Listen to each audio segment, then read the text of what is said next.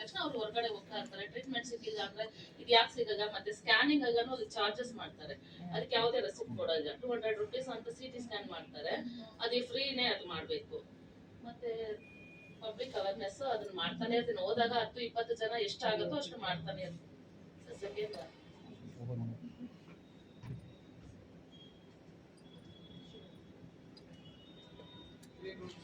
ಆಮೇಲೆ play grounds ಇಲ್ಲ. ಅದು ನಾನು ಒಂದು 5 ವರ್ಷಕ್ಕೆ ಮುಂಚೆ ಇತ್ತು, ಅದನ್ನ ತೆಗೆದ್ಬಿಟ್ಟು ಪಾರ್ಕ್ ಮಾಡ್ಬಿಟ್ಟಿದ್ದಾರೆ. ಆ ಪಾರ್ಕ್ ನ ಇವಾಗ ನಾವು ಮತ್ತೆ ಮಕ್ಕಳು ಆಡ್ಬೇಕು ಅಂತ ಹೇಳಿದ್ರೆ 1-1.5 ಕಿಲೋಮೀಟರ್ ದೂರ ಹೋಗ್ಬೇಕು.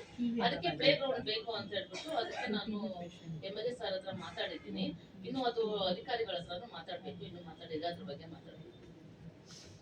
ಮೂರನೇದು ಕಮರ್ಷಿಯಲ್, ಅದೇ ರೋಡ್, ಮೇನ್ ರೋಡ್ ಅಲ್ಲಿ ಫುಲ್ ಗಾಡಿಗಳು ವ್ಯಾಪಾರ, ಮತ್ತೆ ಈ ಬೈಕ್ ಸೆಕೆಂಡ್ ಸೇಲ್ ಶೋರೂಮ್ ಮಾಡ್ಕೊಂಡಿದ್ದಾರೆ, ಕಾರ್ ಶೋರೂಮ್ ಮಾಡ್ಕೊಂಡಿದ್ದಾರೆ.